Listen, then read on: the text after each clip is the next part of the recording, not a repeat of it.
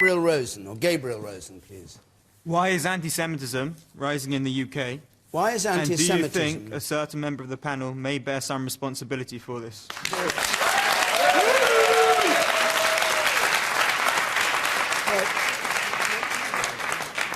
Jonathan Freedland.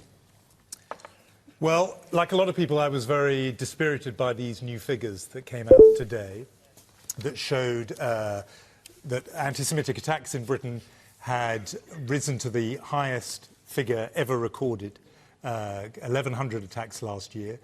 Some people may think that's not such a big figure, but Britain's Jews are a small community, less than 300,000. And it's dispiriting because we know, and we've seen so recently, that these kinds of attacks, and Paris is the example that's in my mind, can lead to murderous consequences. So there's huge fear about that. I don't think Britain, incidentally, is an anti-Semitic country. I don't. The Jewish community, and I'm proudly a member of that community, we've put down deep roots here, and the community has been allowed to thrive. I don't think the country is in any way anti-Semitic, and that's not what people are frightened of, and there is fear. The fear is instead of that kind of Paris scenario, of this murderous death cult, and that's what they are, of individuals who might try to repeat in London or Manchester, where there are large Jewish communities, what was seen in Paris. So the fear is from those handful of those sort of violent jihadist individuals. Now, as to why there may be an increase, and there are these figures that have recorded an increase, there was an upsurge in the numbers last summer when violence resumed in Gaza. And so violence in the Middle East, and the people who keep these figures know this, every time there's violence in the Middle East, it's followed by an increase in anti-Semitic attacks here. Now, why is that?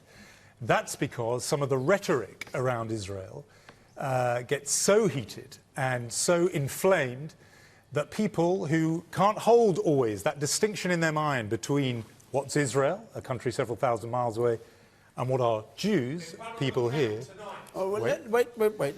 They can't always hold that distinction in their mind, and some of that rhetoric spills over. And since you mentioned the person, member of the panel tonight, George Galloway, I know, is on people's minds, and some of what he has said, I know he's usually very careful to draw a distinction between Jews and Israel, but some of the rhetoric he has used on Israel, some of the ideas he's planted on Israel, for example, suggesting that Israel may have been behind the Ukrainian revolution.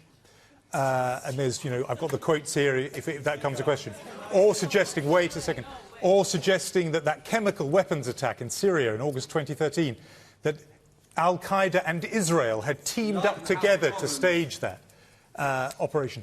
If people hear that kind of thing, and believe that Israel is somehow uniquely the source of all evil in the world, even terrible things that happen miles away, they are going to eventually not be able to contain their fury and lash out even at Jewish targets. Unfortunately, the evidence is there. It happens every time there's trouble in the Middle East. So somebody like George Galloway, who definitely has a following and an audience and has wonderful powers of rhetoric, we've heard them tonight, he and people like him need to exercise great responsibility in this area, because it is incendiary, and it's sensitive, and as we've seen from these figures today, it can lead to hate. Okay.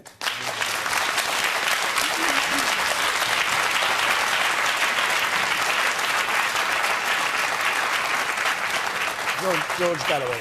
Well, I see, David, that with characteristic care you have carefully balanced the audience this evening. The question... Listen, listen, I'll bring you in. You can be the lions. Let Mr. You Galloway can be the speak. lions. I'll be Daniel. You will not stop me speaking. You will not stop me speaking. You will not stop me speaking, however much you shout. Because when the Charlie Hebdo affair erupted, there were millions of people demanding that freedom of speech should be protected. And no one in Britain will accept the right of those shouting at me now to exclude a British Member of Parliament from the BBC in any constituency in Britain. None of you will. No. I'm very sorry. I'm very sorry that Jonathan Freedland, in what he has just said, has given credence to the absolutely false allegation implicit in the question. You see, I know about political violence.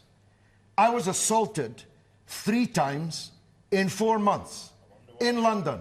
Well, you say I wonder why. This is, of course, making my point. You see, you're in favour of some political violence, but against other political violence. You're in favour of freedom of speech for some people, but not for other people.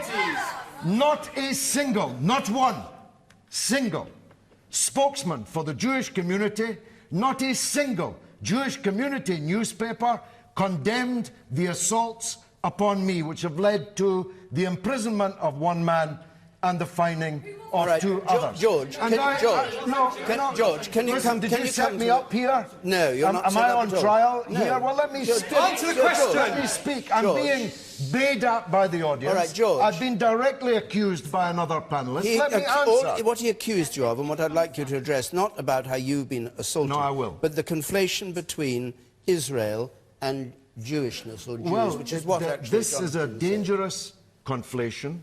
It's a false synonym. Zionism and Israel are different things from Judaism and Jewishness. And anybody who confuses these 2 things, whether they're an anti-Semite or whether they are so-called leaders of the Jewish community, is making a grave mistake. Now, the Community Safety Trust, as Jonathan has just done, blamed the spike on what Jonathan described as a resumption of violence in Gaza last summer. I think what he meant was the mass murder of 2,136 Palestinians locked up in a prison camp called Gaza. 500 of them children. 500 of them children. He called it... All right, listen, all right, hold on a second. He called it a resumption of violence. Other people call it mass murder by Israel. No. All right, now, George, I have never... Just wait a minute, George. Look, you've got a number of you are just shouting. There are a number of people who I can see who are actually agreeing with what George is saying. I'd like just, George, if you'd pause a moment. Let's hear from you, because you've been shouting there in the corner there. Thank you. Make your remarks, and one of the 2 of you who've been shouting. Because I want this to be, which it should be in question time, a reasoned debate, not a shouting match. Thank you. You go first, and then I'll give George a chance to answer what you say, and then we'll have the other members of the panel. You go first. George, your comments are deliberately provocative. Just last year, you declared Bradford an Israeli free zone. In doing so, what you did is you took a deep-rooted, multifaceted conflict in another area of the world and brought it to the streets of the UK. And in doing that, you directed your comments indirectly to the Jewish community. And as a result of that, you put the British Jewish community on the front line at a very volatile time. All right. You're in the white shirt. Me? Yes, you're in the white shirt. Watch.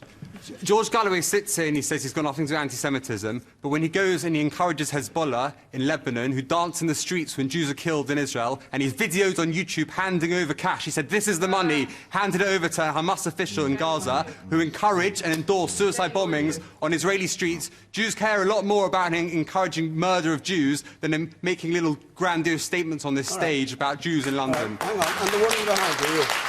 Yes.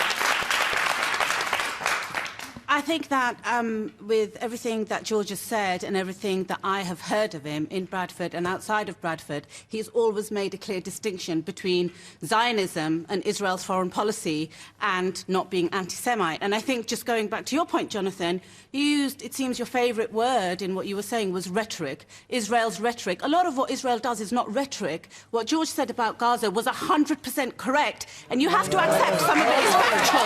Sorry, no. Some of it is factual. It's not all rhetoric. I wasn't talking about Israel's rhetoric. I was talking about George No, but you Galloway's used rhetoric that. You said because I there's a was lot being of asked rhetoric about around it. Israel. You categorically said that. There's a lot of rhetoric around Israel. The press has a lot of rhetoric around Israel. You mentioned that in connection with I think you just Israel. said Israeli rhetoric. All right, let us go on. Let's go on with the discussion. George, we'll come back to you, of course. Christina O'Doney. Driving up here to North Finchley, we passed with the taxi an unbearable sight. It was a synagogue.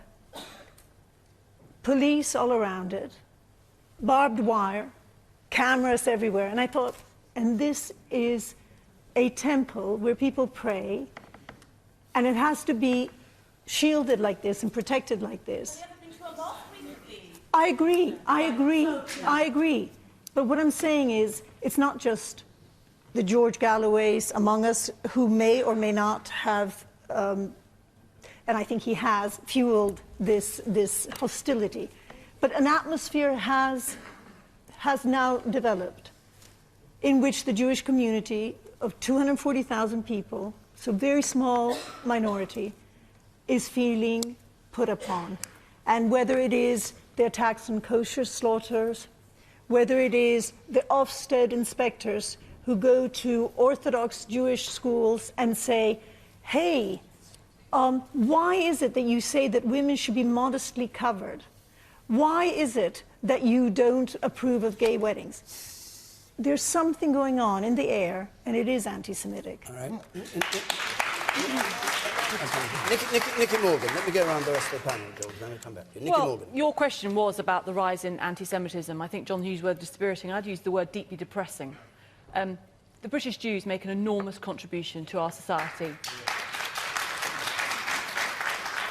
And this country has a proud tradition of offering asylum to those most in need. And we have just marked in this country the 70th anniversary of the liberation of Auschwitz and Holocaust Memorial Day.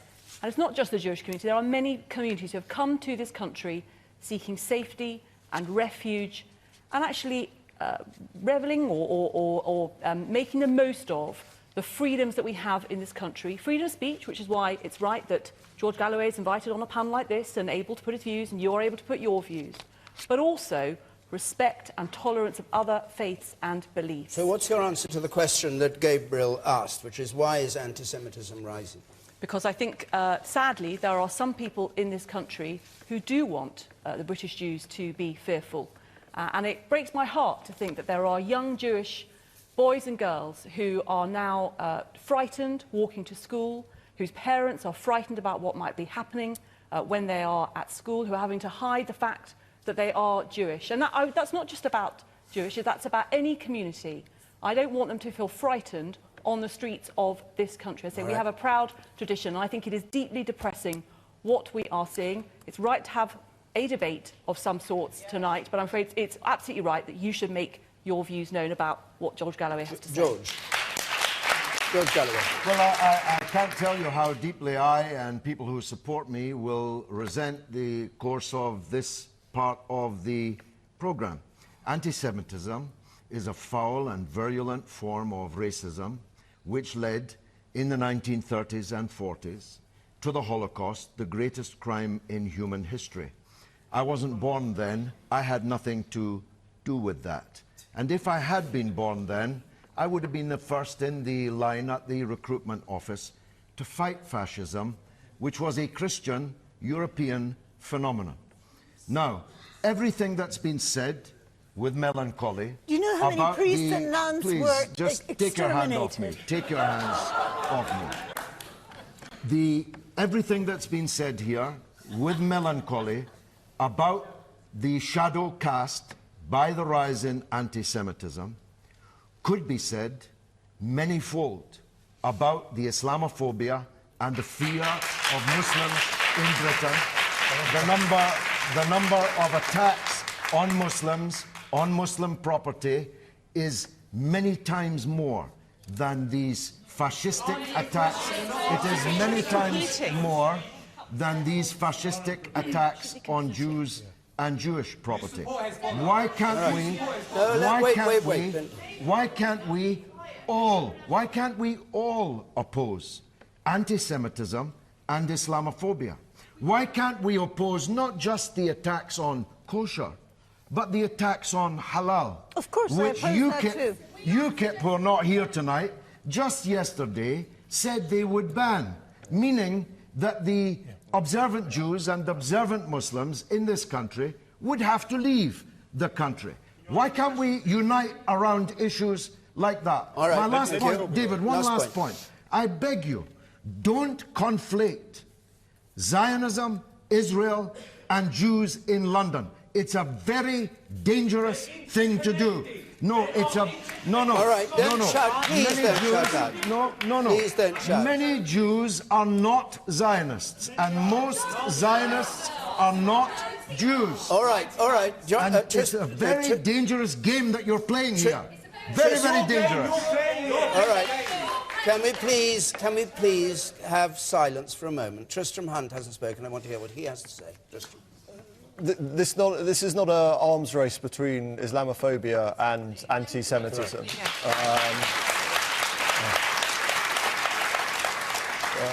In the community I represent in Stoke-on-Trent, we had effectively a terrorist attack on our mosque in Hanley, in the middle of our community. But the figures from the Community Security Trust today are deeply worrying of Jews being attacked for being Jews. And when you read the report about old men being attacked on their way to synagogues, about gravestones being desecrated, about the labels put on Jewish produce in supermarkets, because when you look at the history of this, it begins with the Jews, but it never ends with the Jews. And it begins with the boycott of Jewish goods, and it often moves to an attack on Jewish lives. And so we have to be very, very careful about disassociating legitimate protest about the actions of Israel, and I hold no candle for the Netanyahu government, and the cancer of anti-Semitism, which we should also be clear is on the rise across Europe. And whether it's the attacks in Belgium, in the museum in Belgium, whether it's the shooting of Jewish children in Toulouse, whether it's the Molotov cocktails thrown at synagogues in Germany, this cancer is growing again in Europe. And for me, this makes the establishment and the protection and the security of the State of Israel incredibly important, that they have this security still available. And not one final point. You say over there, because we're coming towards the end here. Just to say, my fellow Jews may not be too pleased, but I listened to a programme, I believe, on Press TV. George Galloway may have forgot it, but he actually bawled out someone who telephoned in when he realised that she was being anti-Semitic, accusing Jews of running the world or whatever it is. So I don't regard George Galloway at all as an anti-Semite. I think he is very misguided in many, many other areas. But the point I'd like to make to the programme, to listeners, is that there is, unfortunately, a strong correlation, in answer to the question made, between the rise of the number of Muslims in Europe and the rise in anti-Semitism. We are not told, in the number of acts that are made against Jews, I don't know if they're recorded this way, how many come from Muslims and how many don't. But I suspect that there's a very strong relationship. All right. Well, I'm afraid we've got hands up all around here. I have to stop because the